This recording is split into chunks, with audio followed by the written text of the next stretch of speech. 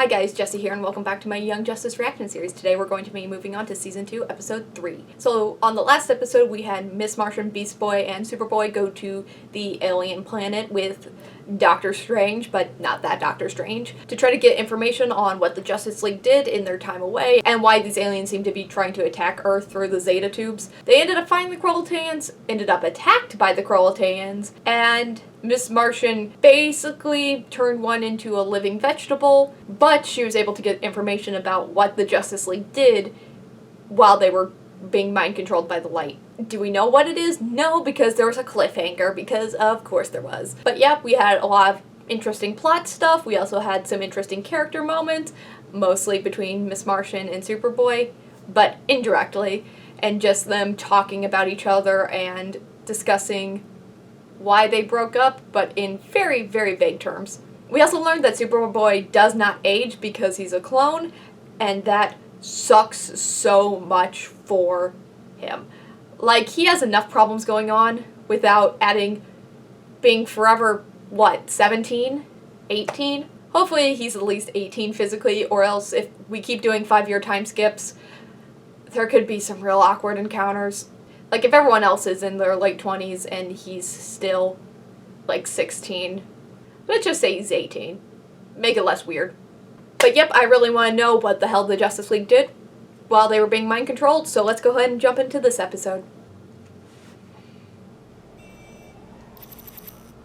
So, oh, that's the same, finally provided scanners to every government on Earth. That's the same diner that Batman and Superman had their little dad talk. Posing as real human beings. But you Oh, this guy. how were they able to whip up this tech so fast? So is this another alien disguise in a robot suit? Oh! I have no idea what's going on. There's only one Bibble, and don't you forget it. Oh, yeah. I understand why he would disguise himself as, a UN member, but, why some random diner owner? Oh, that was well-prepared. Boy, that practically singed my eyebrows off. Oh, it would not have been preferable to vaporize him back at the diner.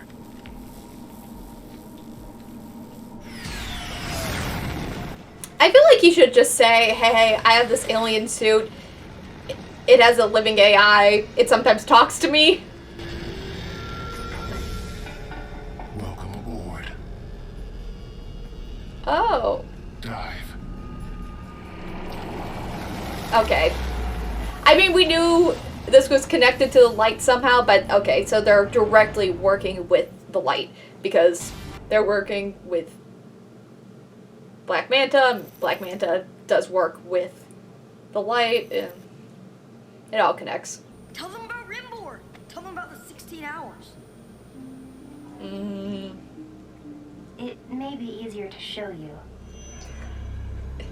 Hey, here's all the fucked up shit you did while you're gone. I interrogated a Krolotane general on Ran, who had paid off a member of the Ranian Science Command to allow the Krolotanes to land a secret base in the Ranian jungle.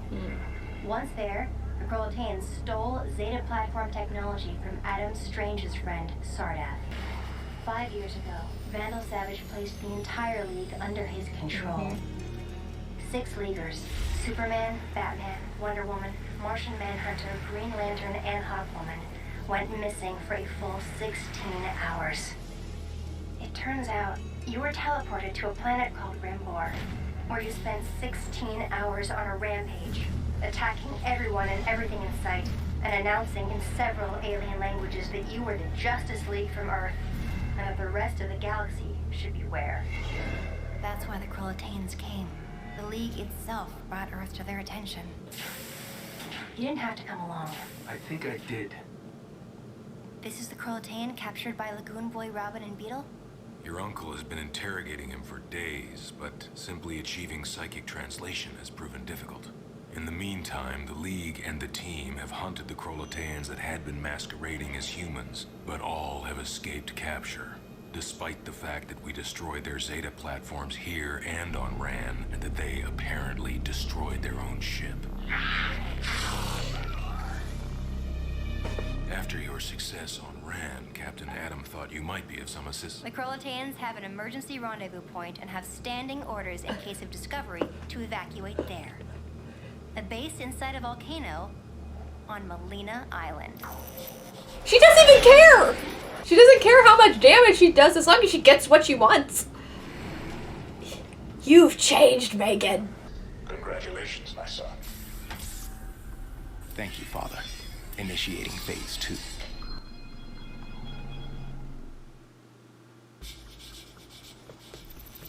What? No! Remember, this is primarily... Wait, but We wanted to what? stop all we Wait. can. Proletane's invasion strategy before we shut them down and deliver them... Bat to the family! Lantern Corps. Oh. Approaching drop zone beta.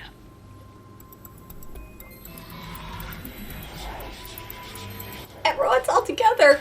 But wait, what? No. He must be, like, deep cover, right? No.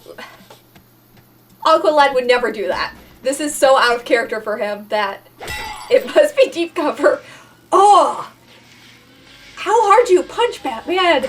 Like, you would hurt your fist more than the dude's face. He was wearing a helmet.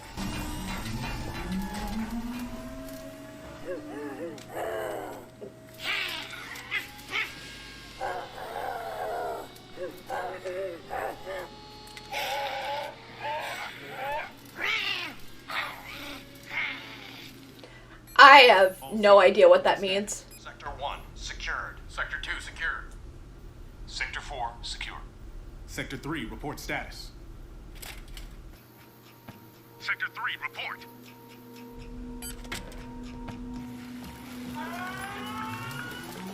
But wait, Aqualad is the son of Black Manta? Or is that a lie? What? Oh, fucking hell. I love that shot so much. Intruders, upper level, and in the water.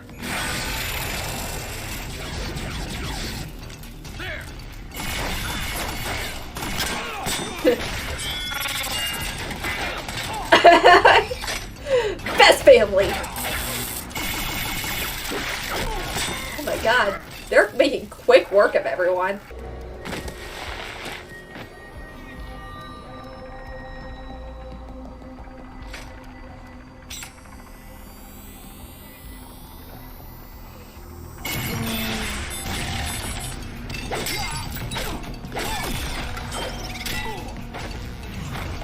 Batgirl, maneuver 7.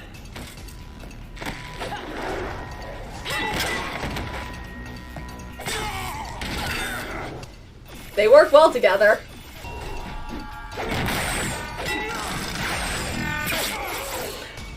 Yay. That's your king! Mantis partner, the base has been infiltrated. Abort operation. The bomb will take care of the rest. Perfect. This has to be deep cover. This is so against his entire character. Endgame enabled. Strategic retreat to Manta Flyer. You have 4 minutes. But do they know? That's the thing.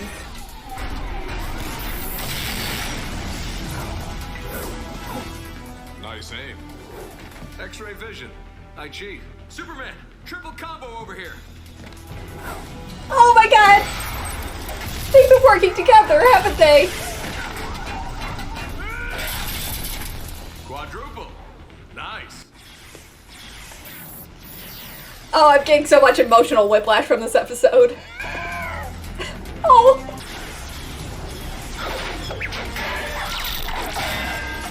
It's basically just the League and their kids. They're all so proud! It's like the main members of the League, though. At least the big 3, and then Aquaman. Who's here because Aqualad is also here. Calder!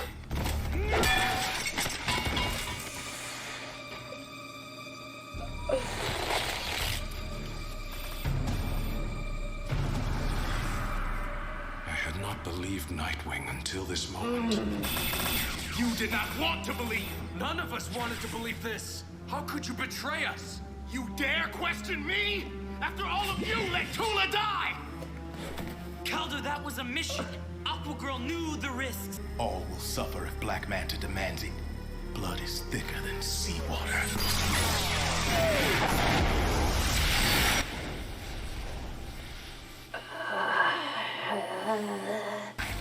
You can take me down, or you can save everyone from this bomb. I am told the yield is quite impressive. You have 2 minutes. That feels like a warning. Here's the thing. He didn't have to tell them about the bombs. And yet, because if he didn't tell anyone about the bombs... And not disarm it. I'll get it out. No! Might have pressure or motion sensors. All squads, evacuate to bioship. Now! I think Calder was warning them about the bomb. Or maybe I just want to believe he's a double agent, but this is... Everything about this is so against everything he believed 5 years ago. Listen to me! There's a bomb. Get out of there. Oh, but they're gonna blame the Justice League for this. Please! Oh god, he just wants to help. He's a good bean. But no, I feel like the Croatians are going to blame the Justice League for this, and I think that's the plan. I think the Light is trying to create a war between the Croatians and the Justice League.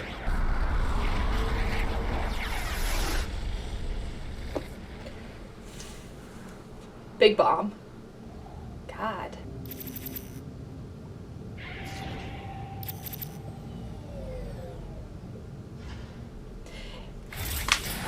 Aqualad, if this isn't a long con, Congratulations, son.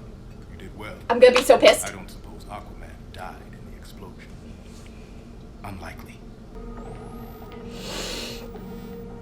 Good morning, Black Manta.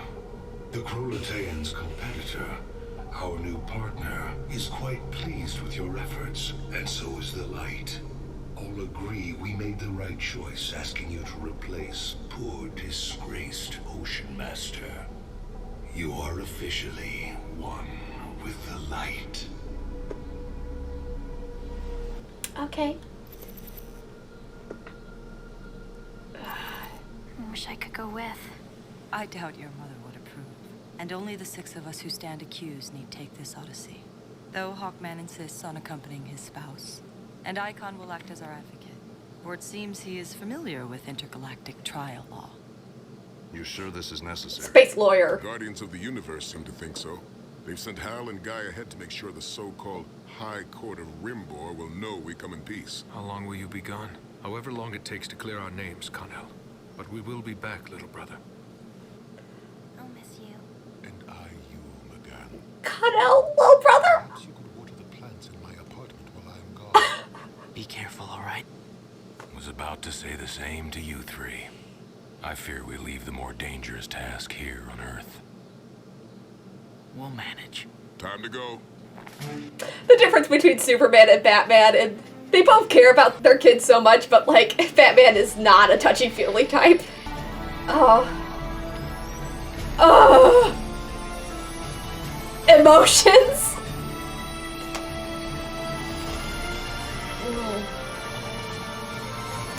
Well, the Earth is theirs. So that was Young Justice Season 2, Episode 3, Alienated. Man, I don't know what to talk about first. I feel like the big thing was Aqualad.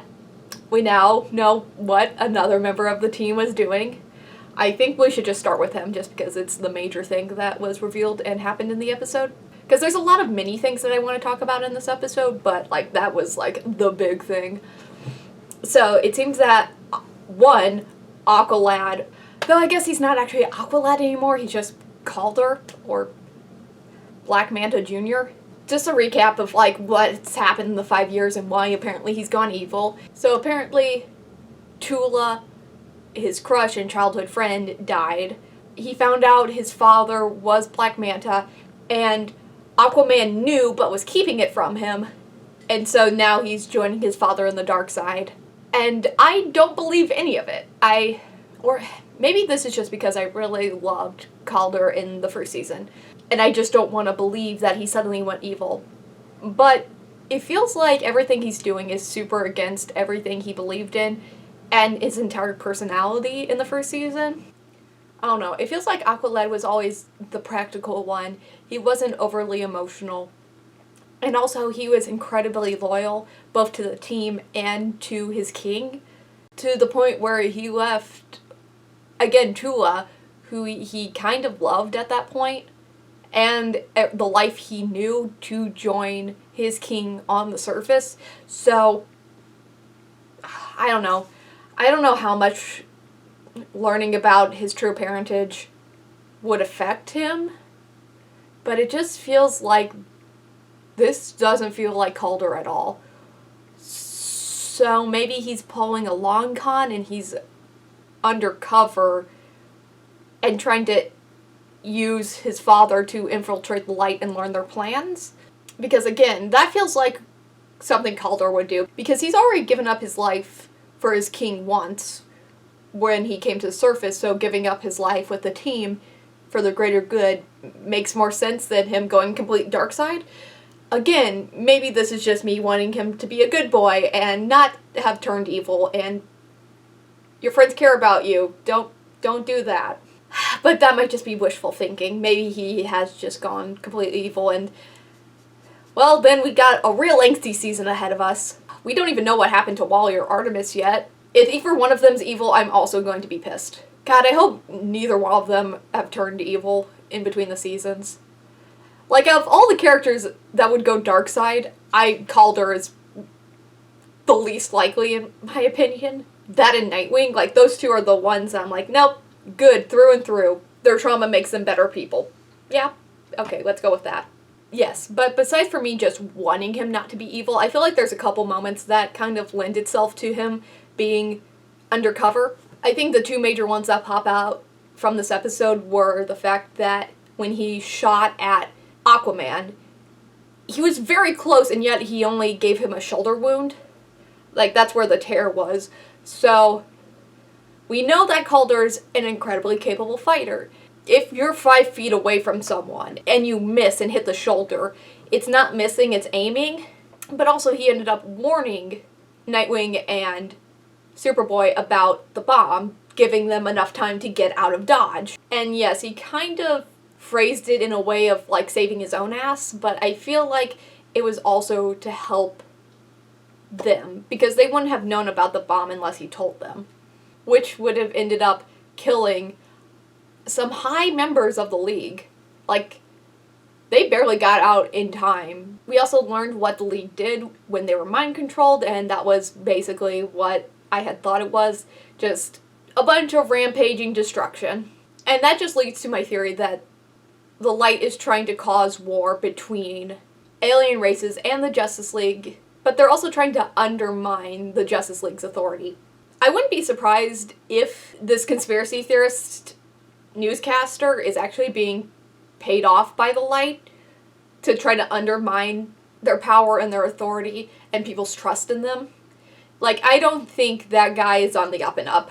Mostly because he's voiced by Tim Curry, and Tim Curry has never played, like, a non-villain in his life. And if he has, I've never seen it. You don't cast Tim Curry for a good guy. Love him.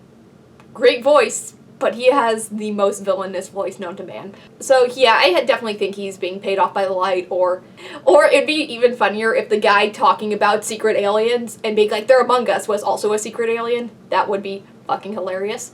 I've been preaching about not trusting people because there were secret aliens the entire time, but surprise, I am also a secret alien. But yeah, I'm not very surprised about what the League did while they were gone. And it matches up with the theories I've been kind of sprouting for the last couple of episodes. But also in this episode, there was a lot of much smaller moments that I really enjoyed, or I think have bigger implications to the story at hand. I think, first, we again see Miss Martian overusing her power and getting information, but at the cost of any cognitive function from that person. which makes me think that this is slowly going to ramp up until she ends up doing something that she can't take back. Like, we're going to see her go darker and darker with this until she kind of finally steps that line and either goes full villain or does something that she regrets, just in general. And again, Superboy's reaction to it makes me think that something to do with her mind powers is why they broke up. I don't know anything specific about what that would be. Maybe she thought he was lying about something and then she dug into his brain to try to get answers rather than trust him or just talk it out like adults. And so she overstepped that boundary in that way. That's kind of the only thought I would have at the moment. Also in this episode, we had every current member of the Bat family that we know of all together and fighting together and being a very good team, and I love it and I love them. Nightwing and Batgirl working together and having secret codes about moves is very cute. I wonder if they're going to get together, because I prefer Nightwing with Babs out of everyone. I know a lot of people like him and Starfire together, but Batgirl all the way. But yeah, we had all of them interacting at the same time, and it was very nice. And I love them. I love the Bat family. They're just so nice. Yeah, but there's no really new development there. Batman has always trusted Robin in the shows, and obviously that extends to now that he's Nightwing, and also with Batgirl and Robin. There's nothing really new there, but it's nice to see that he clearly trusts them and thinks they're capable enough of holding down the fort while they're all gone. But the big change between Season 1 and Season 2 is that fact that Superman cares about Connor now and their family, and he calls him little brother, which is adorable, and also calls him Con-El. That's his name in the comics. He's Con-El, and they call him that.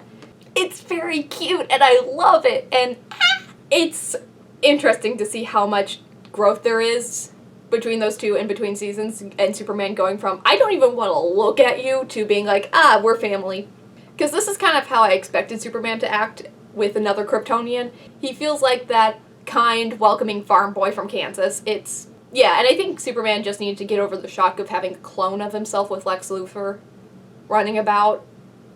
And now that he's accepted that, he's kind of welcomed Connor in with open arms. Yeah, and he cares about him enough that he gave him a Kryptonian name, and I feel like Superman would be very protective of that. Just whatever culture he can cling on to from Krypton. And the fact that he cares enough about Connor to give that to him is very sweet, and I love that dynamic. I'm not over the little brother statement. It came out of nowhere and it was very cute. And yeah, it was very fun to see the differences between the big three of the Justice League and how they treat their proteges. Like, Wonder Woman's stern but not unkind. Obviously, Superman and Connor have been working together for the last 5 years, so they're very close and they're very open. And Superman's very sentimental with Connor, and then Batman's Batman. He's kind of emotionless, but he's worked with these kids. But he's worked with these people for long enough that he trusts them, and he doesn't even give orders to them throughout the entire fight because they know what they're doing, and he knows that they're capable, and he trusts them. And he doesn't have to be all touchy-feely because they know what he means. The Bat Kids are very adept about translating Bruce's grunts into actual human emotion. But yeah, just seeing the big three of the Justice League and how they treat and act around their sidekicks, or former sidekicks in the case of Bruce and Superman. I just think it's an interesting character study.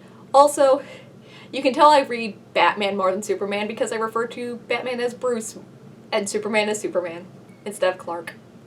But I'm wondering, just backtracking a little bit and talking about Kryptonian culture and Kryptonian names, it feels like Nightwing never had an actual fallout with Bruce in this show compared to like the comics where he's fired and kicked out.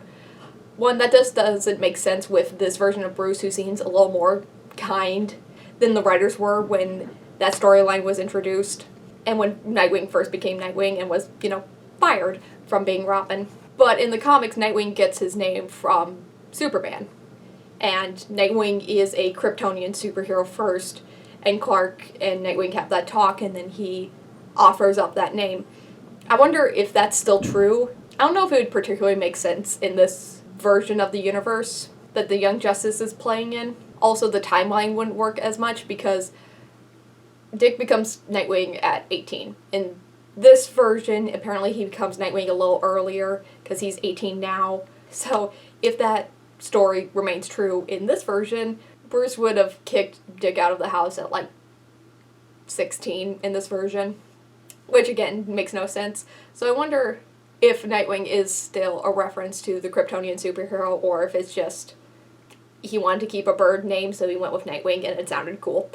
Yeah, because it doesn't feel like Dick Grayson has the same relationship to Superman that he does in the comics. So yeah, it doesn't feel like they have that uncle-nephew relationship. And I think that just has to do with the fact that they're obviously trying to focus Superman's relationship on Connor rather than anyone else. But yeah, so the Justice League is going to be off-planet for a while and going to Space Court. I don't think we're going to be seeing any of that. I don't think it particularly matters. I think it's just their way of clearing the name of the Justice League and having them off-planet for a while, so now the team is going to be the ones in charge. I mean, we might see Space Law and Order, but I think it's just a reason why Superman and Batman and Wonder Woman won't be there to Deus Ex Machina their way out of a situation. But yeah, there's a lot of interesting stuff. I actually love this episode. This is the first episode where I wasn't super concerned about the time skip and was just actually really enjoying the plot. So yeah, if the rest of the season's like this, I'm going to be very happy. So yeah, that was my reaction to Season 2, Episode 3 of Young Justice, Alienated. If you like this reaction, don't forget to like, comment, and subscribe. It really helps out the channel and keeps me motivated to keep making more of these. So thank you so much for watching, and as always, I'll see you next time.